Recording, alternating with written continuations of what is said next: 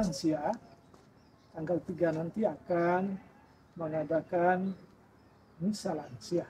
Iya. Pak Narto sebagai ketua, kira-kira apa sebetulnya spirit dari lansia? Ya, paguyuban lansia di stasi Sampera ini berdiri pertama kali tahun 2022. Terinspirasi dari himbauan Paus Fransiskus yang setiap minggu terakhir bulan Juli itu merayakan hari kakek, nenek, dan lansia seluruh dunia. Kenapa akhir Juli? Karena bertepatan dengan perayaan Santo Yoakim dan Santa Ana yang diperingati di sekitar tanggal 26-28 Juli dan selalu diperingati pas hari Minggu terdekat. Nah, Sampera waktu itu ada beberapa orang lansia yang ingin berkumpul dan ingin masih berbakti pada stasi, berbuat sesuatu. Nah, pada waktu itulah, pada perayaan Santo Yoakim dan Santa Ana, terpikir untuk membuat paguyuban dengan spirit dari Santo Yoakim dan Santa Ana.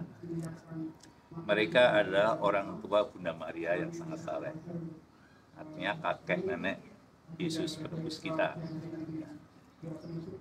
Pada masa hidupnya, mereka orang saleh, tetapi di usia yang cukup tua belum mendapatkan karunia anak, sehingga mereka setiap tahun selalu berziarah dan berdoa di Bait Allah.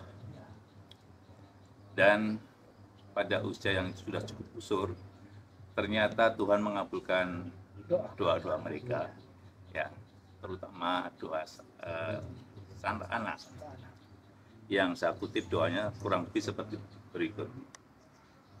Tuhan berkenan mendengarkan doaku.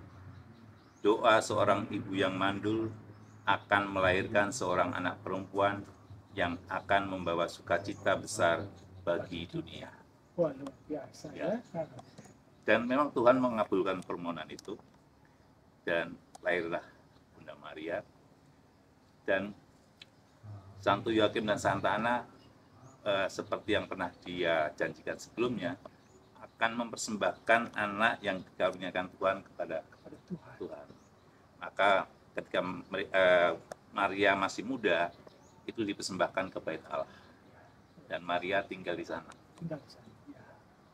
Jadi di usia yang sudah cukup tua dan doanya didengarkan Tuhan, itu artinya bahwa Tuhan masih memakai orang tua untuk membawa sukacita bagi orang lain. Nah, diharapkan para lansia di Sampera ini juga bisa membawa sukacita bagi umat, terutama para pengurus yang sedang membangun baik paguyuban gereja maupun akan membangun gedung gereja di sana. Jadi kekuatan doa Santa Ana ini luar biasa ya. Ya. Melahirkan seorang juru selamat untuk menebus dunia ya, luar biasa. Ya, betul. Nah, kira-kira spirit apa yang diambil dari sana lalu kemudian diterapkan di paguyuban lansia? Ya. Spiritnya adalah iman dari Yoakim dan Santa Ana, bahwa Tuhan akan menyertai umatnya. Untuk itu mereka selalu berdoa karena ada harapan.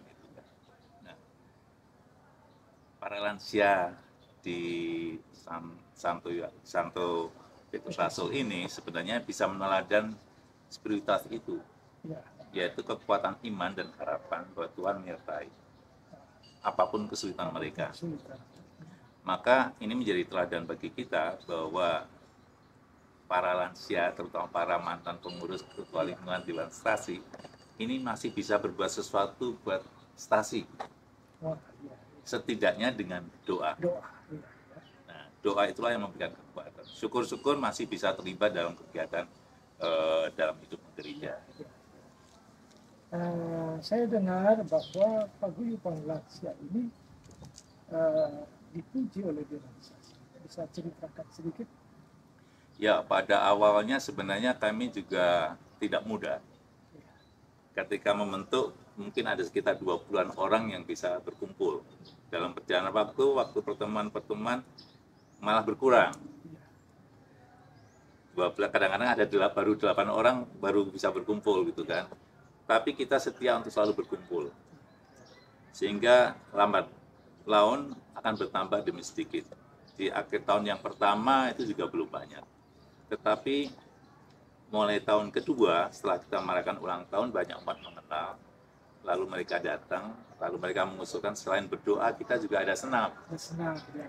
Jadi selain berdoa kita juga menjaga kesehatan sambil sharing gitu kan. Dan ternyata itu sangat menarik minat bagi para lansia. Sehingga sekarang begitu banyak lansia yang datang, bahkan tidak ingin hanya sekali sebulan, lalu menjadi 2 kali sebulan. Bahkan ketika mengadakan pertemuan di luar itu, mereka antusias untuk terlibat juga. Nah, di samping kumpul-kumpul sendiri, mereka juga sudah mulai ditugaskan oleh Dewan Stasi melaksanakan tugas tata tertib.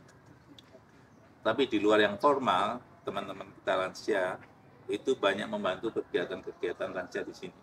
Karena mereka bukan hanya aktif di paguyuban, mereka juga aktif di SKK, aktif di seksi kesehatan, ada aktif di RGS, dan itu yang kami harapkan. Jadi tetap berkarya di setiap bidang, setiap kelompok yang mereka bisa terlibat. Sehingga menjadi garam juga buat pengurus yang lain untuk bersama-sama membangun gereja. Luar biasa ya. Jadi senam untuk kesehatan, memelihara tetap sehat. Ya. Kemudian berdoa sebagai kekuatan. Untuk berdoa ini dalam rangka pembangunan gereja ya. Ya. Di samping itu kita juga mengadakan kegiatan pemeriksaan kesehatan. Internal 3 bulan sekali, tetapi kita pernah melakukan juga yang eksternal 2 kali dengan masyarakat sekitar. Di samping itu kita juga ada kunjungan sesama lansia yang membutuhkan kunjungan, yang mereka tidak bisa datang karena sakit, karena sudah tidak bisa berjalan, dan mereka begitu sukacita ketika mendapatkan kunjungan dari kami, berdoa gitu kan, dan mereka cukup terhibur. Luar biasa ya. Kira-kira berapa komunitas lansia di Sampera? Adakah sekitar 200? Saat ini yang terdaftar sebagai anggota sekitar 90-an. Tetapi banyak lansia yang tidak terdaftar, tetapi terlibat dalam kegiatan, ya belum terdaftar. Dan mereka sudah terlibat dalam kegiatan-kegiatan itu, walaupun silih berganti. Tetapi tidak apa, karena semangatnya kan kita pertama-tama bukan semakin banyak orang, tapi semakin tumbuhnya semangat saling mendoakan, saling memperhatikan, bahkan di luar dari komunitas. Maka rencana misa lansia tanggal 3 Agustus itu terbuka buat semuanya, bukan hanya anggota paguyuban, tapi seluruh lansia di Sampera yang ingin hadir silakan.